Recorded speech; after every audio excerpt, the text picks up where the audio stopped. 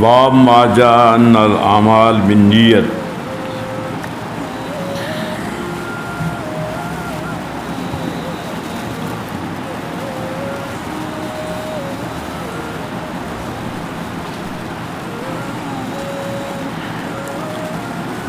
ما موصولہ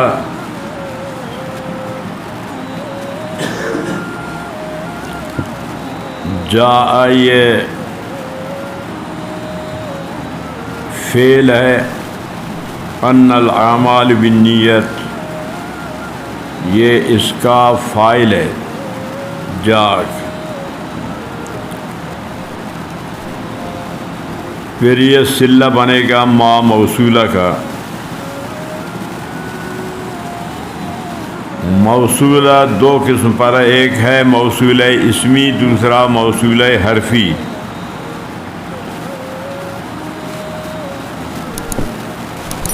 یہ تو آپ نحویر میں پڑھا ہے کہ موصولہ اسمی موصولہ، تو موصولہ دو ہے، ایک ہے موصولہ اسمی، دوسرا موصولہ حرفی۔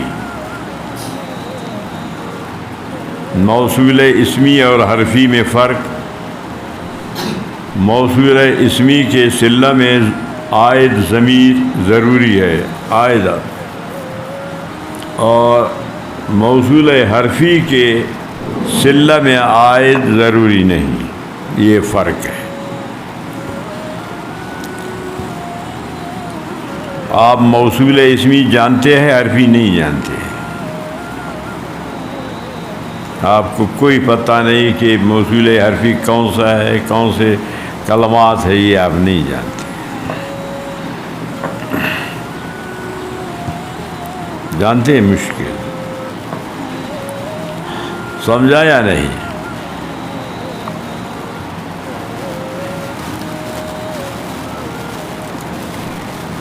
تو یہ جملہ بن کر کے پھر یہ مضاف الیہ مرے گا باب کا۔ باب مضاف ہے، مضاف مضاف الیہ خبر، مبتدا محذوف، ھذا باب۔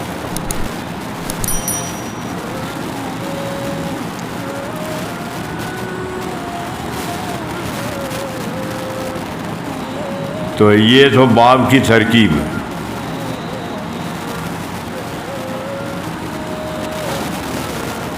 باب کا پہلے باب کے ساتھ مناسبت۔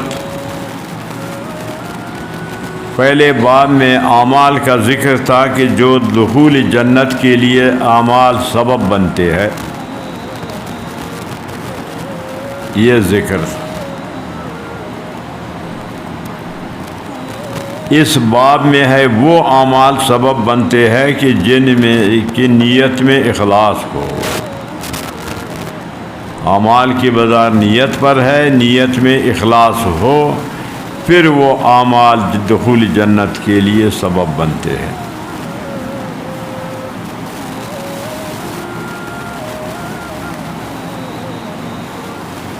یہ باب کا پہلے باب کے ساتھ ربط اور مناسبت، تعلق، جوڑ۔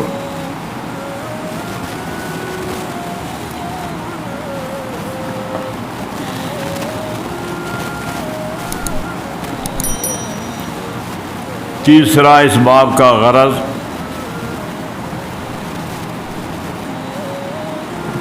اس باب سے مرجئہ فرقہ پر رد کرنا چاہتے ہیں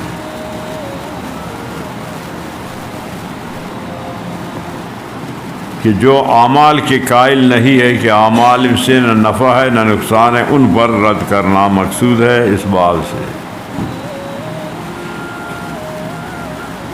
تو باب کی ترکیب، باب کا ربط و مناسبت اور باب کا غرض۔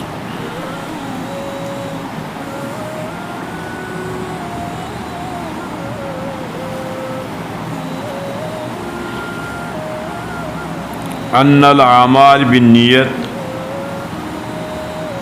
والحسبۃ ولکل امرئ ما نوى۔ اس باب میں 3 ترجمۃ الباب ذکر کیا ہے۔ اس باب میں ترجمۃ الباب 3 ہے۔ ان الاعمال بالنیت ایک، حسبت دو، ولکل امرئ ما نویٰ تین. یہ تین ترجمۃ الباب ہیں.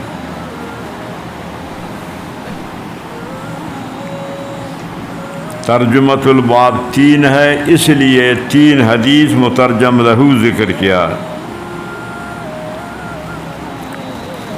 حضرت عمر رضی اللہ تعالیٰ عنہ کا کہ قال الاعمال بالنیت. دوسرا ابو مسعود انصاری کا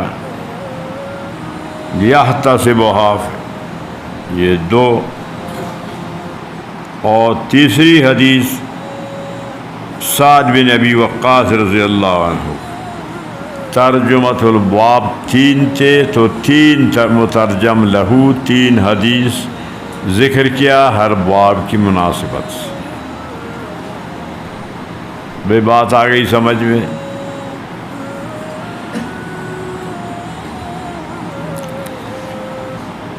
ما جاء یہ حدیث نہیں، یہ امام بخاری کا کلام ہے.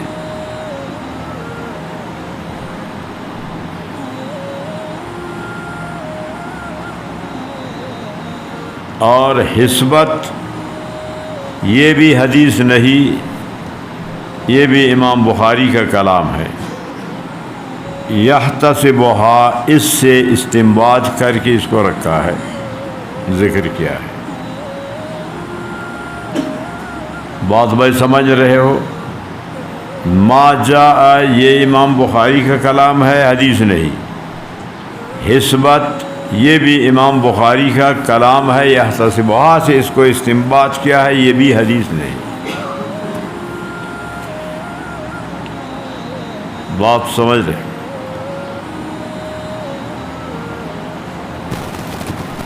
اب یہاں ایک سوال وارد ہوگا،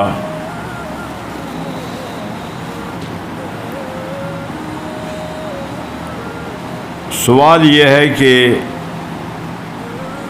حسبت کو لکل امرئ ما نویٰ کے بعد ذکر کرتے تو بہتر تھا.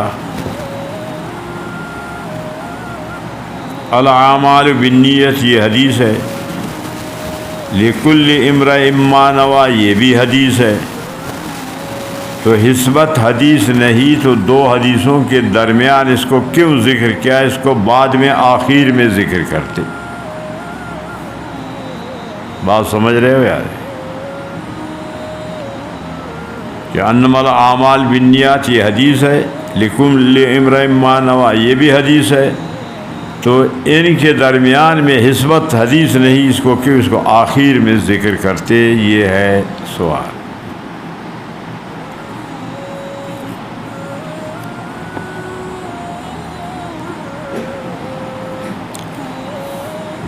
اس سوال کا جواب،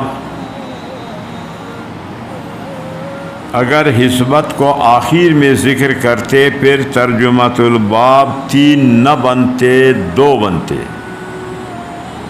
انما الاعمال بالنیات ولکل امرئ، یہ ایک ترجمہ یہ بنتا، دوسرا حسبت، دو بنتے، تین نہیں بنتے.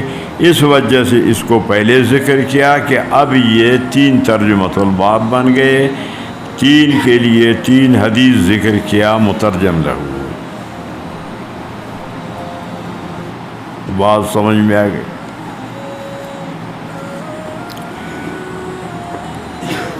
بدر الدین عینی فرماتے ہیں، هل ترى شارحا ذکرها وحام حولها والکل ذالک بفیض الالہی والعنایت الرحمانیہ.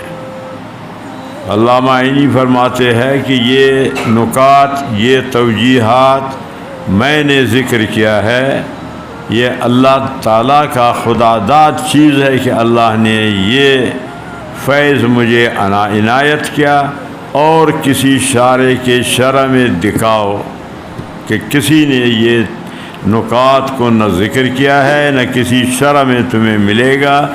بدر الدین عینی فرماتے ہیں یہ میں نے ذکر کیا ہے، یہ اللہ کی عنایت ہے کہ مجھے یہ فیض عطا فرمایا۔ اللہ کی منشا ہے، مرضی ہے کہ کسی کو کوئی خاصیت عطا فرماتے ہیں کہ دوسروں میں وہ نہیں پایا جاتا۔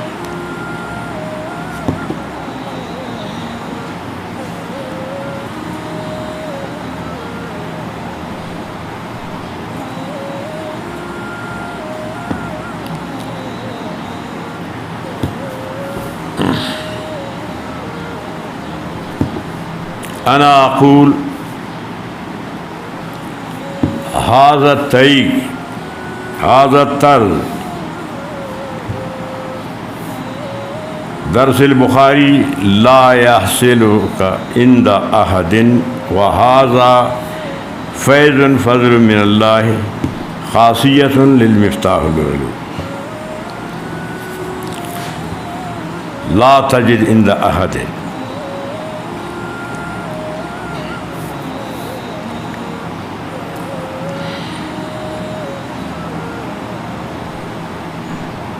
بات وہی آ گئی سمجھ میں؟ تو فرمایا اعمال کا مدار نیت پر ہے، والحسبت اخلاص، نیت میں اخلاص،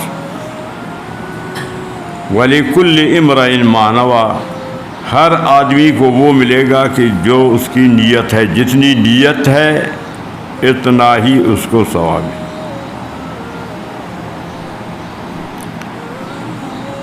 فَدَخَلَ فِيهِ الْإِيمَانِ، فرمایا ان اعمال میں ایمان بھی داخل ہے۔ ایمان پر اعمال کا اطلاق سے وضو داخل ہے، وہ بھی عمل ہے، صلاۃ داخل ہے، وہ بھی عمل ہے، زکوٰۃ داخل ہے، یہ بھی عمل ہے، حج داخل ہے، یہ بھی عمل، والصوم والاحکام، دوسرے احکام، یہ سارے اعمال ہے اور ان کا مدار نیت پر، اخلاص پر۔ تو اعمال دو قسم کے ہیں، ایک ہے اعمال مقصودی، دوسرا اعمال غیر مقصودی۔ اعمال دو قسم، مقصودی غیر مقصودی۔ جو مقصودی اعمال ہے وہ موقوف ہے نیت پر، بغیر نیت کے وہ ادا نہیں ہوں گے۔ ساری رات نہ آپ نفل پڑھیں، جب تک نیت نہیں کریں گے رکوع سجدہ قیام تو وہ نماز شمار نہیں ہوگا۔ آپ سارا زندگی، سارا دن نہ کھائیں نہ پئیں، بغیر نیت کے تو وہ روزہ شمار نہیں ہوگا۔ ہر مقصودی عمل کا مدار نیت پر ہے، اور وہ اعمال کی جو غیر مقصودی ہے ان کے لیے نیت ضروری نہیں، ان کے لیے نیت شرط نہیں۔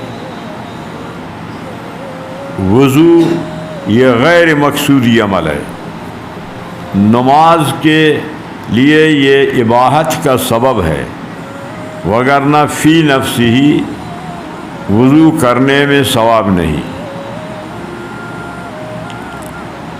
وقت ضائع ہوتا ہے، پانی ضائع ہوتا ہے، لیکن چونکہ نماز کا مدار وضو پر ہے اسی لیے یہ مقصودی عبادت ہے، غیر مقصودی حسن لغیرہ ہی ہے۔ اسی لیے احناف کے نزدیک چونکہ یہ مقصودی عبادت نہیں، اس کے لیے نیت شرط ہے۔ بغیر نیت کے آپ وضو کریں گے وضو ہو جائے گی، اگر نیت کر کے وضو کریں گے بغیر نیت کے صرف اعضائے وضو پاک ہوں گے، اور نیت کے ساتھ پورا جسم پاک ہوگا، یہ فرق ہے ثواب۔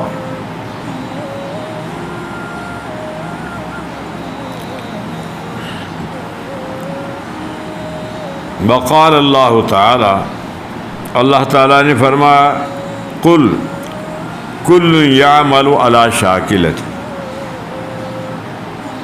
ہر آدمی کا عمل اس کے نیت کے مطابق ہوگا. شاکل ما علی نیتہ. نفقۃ الرجل، خاوند اگر اپنی بیوی کو خرچہ دے گا یحتسبھا، ثواب کی نیت سے کہ اس کا مجھ پر حق ہے، صدقۃ، اس میں بھی ثواب ہے. وقال النبی صلی اللہ علیہ وسلم، فرما ولیکن جہاد ونیت. مکہ مکرمہ فتح ہو گیا. فتح مکہ کے بعد نبی علیہ السلام فرمایا اب جہاد نہیں، جہاد ختم. فتح تک تھا، فتح ہو گیا، بس جہاد ختم. لیکن نیت باقی ہے. قیامت تک جہاد جاری ہے، اور جہاد کی نیت، ہر نیکی کی نیت باقی ہے. مکہ فتح ہونے کے بعد اب مکہ سے مدینہ کی طرف ہجرت بھی نہیں، ہجرت بھی ختم. کیا اب یہ ایک ملک بن گیا؟ ہجرت تو ایک ملک سے دوسرے ملک کے جانے کو گئی.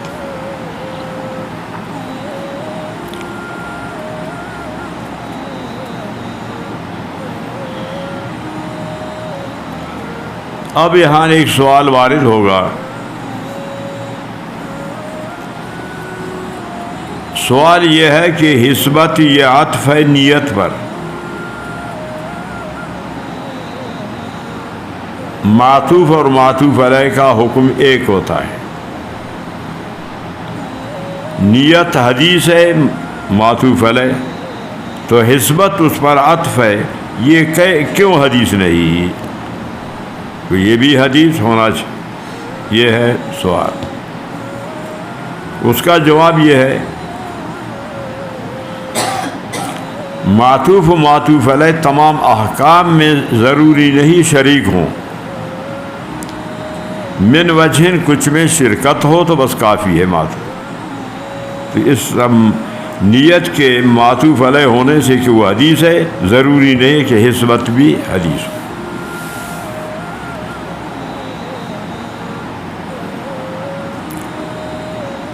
یہاں تک تو باب کے بعد ترجمۃ الباب کا ذکر تھا.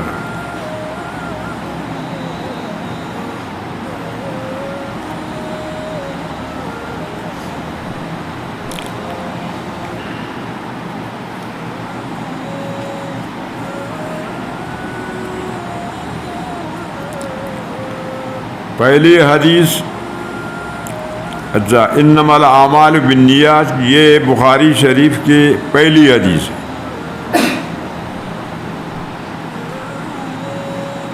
بخاری شریف میں انما الاعمال بالنیات 7 جگہ یہ حدیث آئے گی.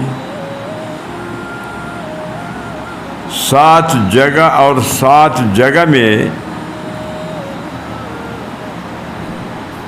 امام بخاری 7 سند کے ساتھ ذکر کریں گے،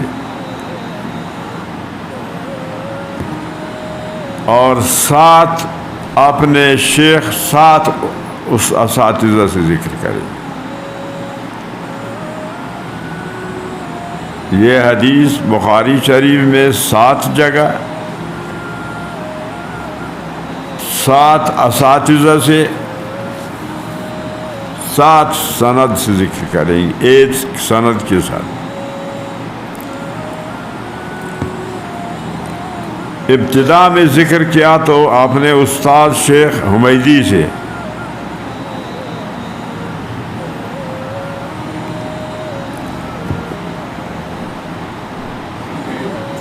اور یہاں عبداللہ بن مسلمہ سے،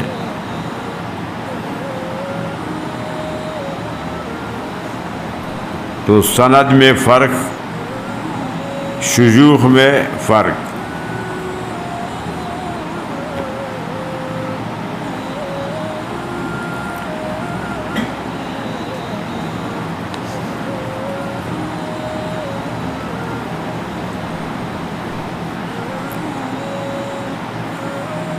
ادھر تھا انما الاعمال، یہاں ہے الاعمال بالنیت.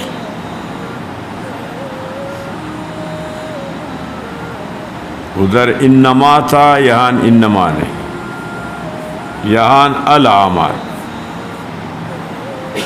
وہاں بالنیات جمع تھا، یہاں نیات جمع نہیں، بالنیت مفرد.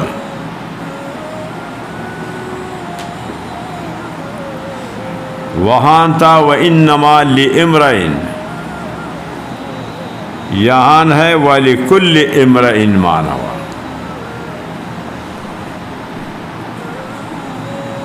فرق آ گیا.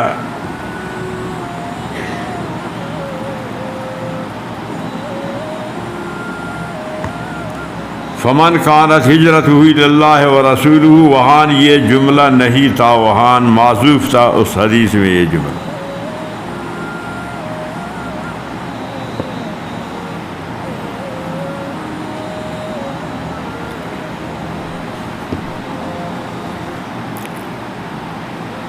وہاں تک او الی امرأۃ ینکحھا، یہاں ہے یتزوجھا. نکالو دیکھو اس میں ہے یا نہیں ہے صفت.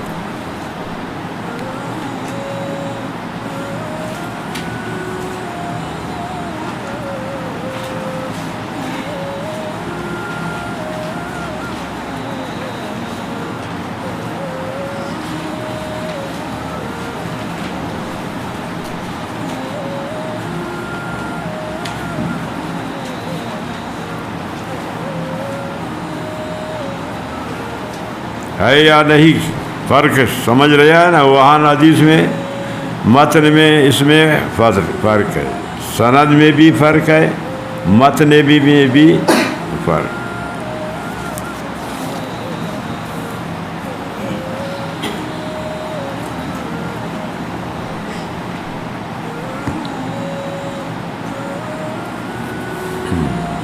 پڑھو آگے. سمجھا گیا نا کہ الاعمال بالنیت ولکل امرئ ما نویٰ فمن کانت ہجرتہ الی اللہ ورسولہ. تو ہجرت کا لغوی معنی مطلق چھوڑنے کا ہے، اور ہجرت کا اصطلاحی معنی انتقال من دار الکفر الی دار الاسلام، انتقال من دار الحرب الی دار الامن، انتقال من دار الشرک الی دار التوحید.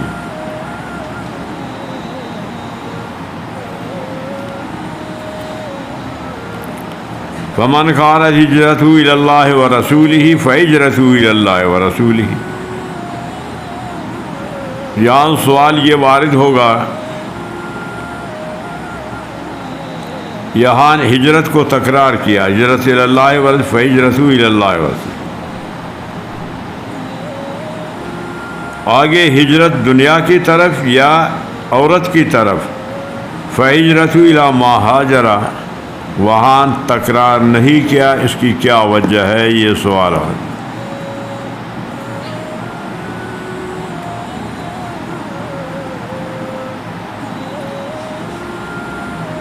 اس سوال کا جواب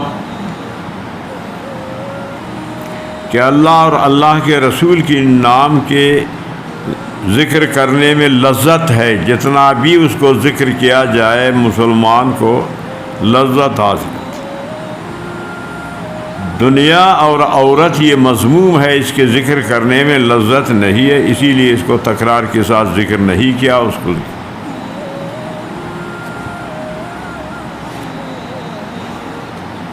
ایک جواب. اور دوسرا جواب کہ فمن کانت ہجرت، یہاں اللہ تعالیٰ کا رضا مقصود ہے. وہ ایک چیز ہے، رضا الہی. دنیا اس کے مختلف انواع ہے، متعدد ہے، اسی لیے اس کو تکرار نہیں کیا. اس کے تکرار کرنے میں پھر طوالت ہے، اس وجہ سے. اور خیر الکلام ما قل و دل.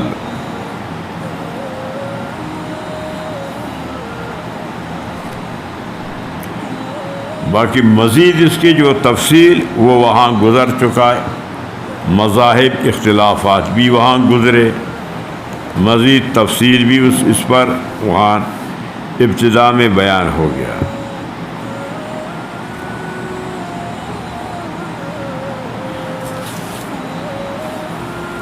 پڑھو۔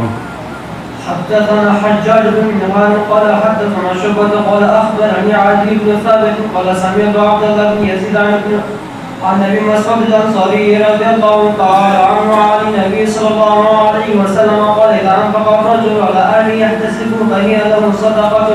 ہاں، ابو مسعود انصاری، انفق الرجل، جب خاوند اپنی بیوی کو خرچہ دے گا، یحتسبها، ثواب کا نیت کرے گا۔ اسی سے امام بخاری نے استنباط کیا، الحسبت کو ترجمۃ الباب میں ذکر کیا۔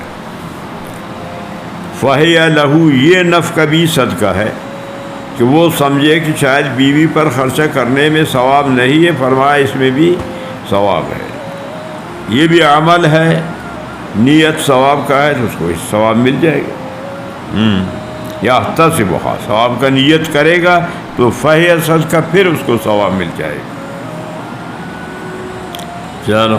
حدثنا الحكم بن وهب قال اخبرنا شعيب عن الزهري قال حدثنا عمرو بن سعد عن سعد بن ابي وقاص انه اخبره ان رسول الله صلى الله عليه وسلم قال انك لن تنفق نفقه تبتغي بها وجه الله الا اجرت عليها حتى ما تجعل في فم امراتك۔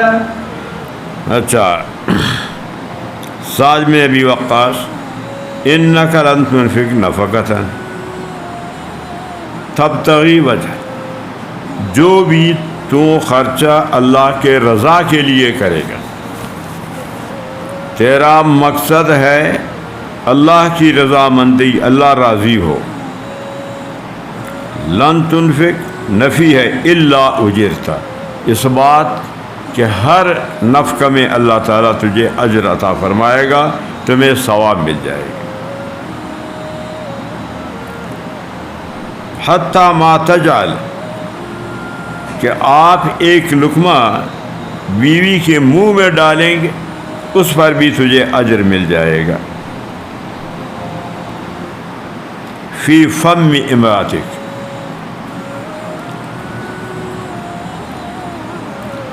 کہ ثواب کی نیت سے کہ میری بیوی ہے، اس کا نفقہ مجھ پر ہے، تو اس میں بھی اجر مل جائے گا۔ تو مدار نیت پر ہے کہ ہر عمل اس کے نیت کے مطابق عمل میں اس کو ثواب مل جائے گا۔ یہ باب بھی پورا ہو۔